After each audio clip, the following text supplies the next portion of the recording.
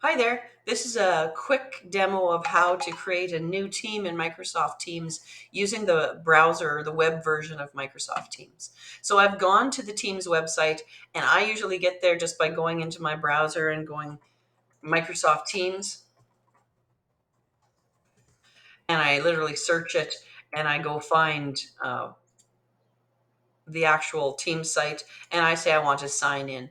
You're always going to have to sign in if you have more than one Microsoft account. When you're working with your Great Plains people or classes, make sure you're logged in as your Great Plains login, which is exactly the same as what you use for your email or for your Moodle instance. So I'm going to hit sign in, and I will be in, and no, I don't want to. You can stay signed in if you want. That probably makes sense to you. I have too many different things on the go, and I don't want I do have the Windows app, but I'm going to demo the web one in this video. So underneath, I'm going to say use the web app.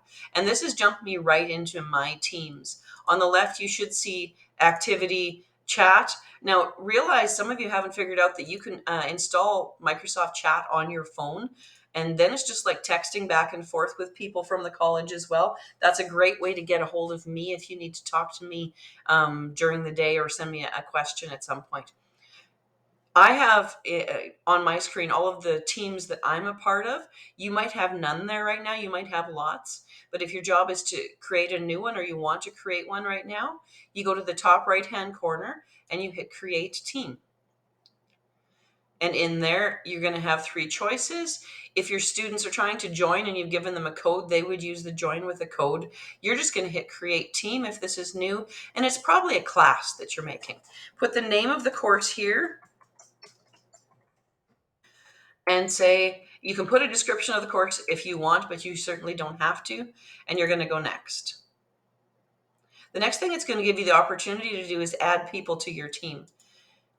You are already in your team as a teacher. If you're creating this for somebody else, this is where you're going to search their name. So you're going to start typing their name, and it's going to bring up everybody in the organization that fits. So you don't have to remember their username or any of that. You're just going to pick them off the list and say add, and then they will have all the powers of a teacher within that team. I'm not going to add Kim because this is totally made up. The same, then you're going to go to your students and you would search your students' names, and they will, yeah, I pick a name that's too old, obviously, and they will come up and you're going to add them in as well. I'm going to skip it and we'll pretend we added members into there. And just like that, you're in your team and it's created. You have a general channel, will be the only one there by default.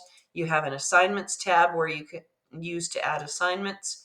But that is all there is to actually creating a team.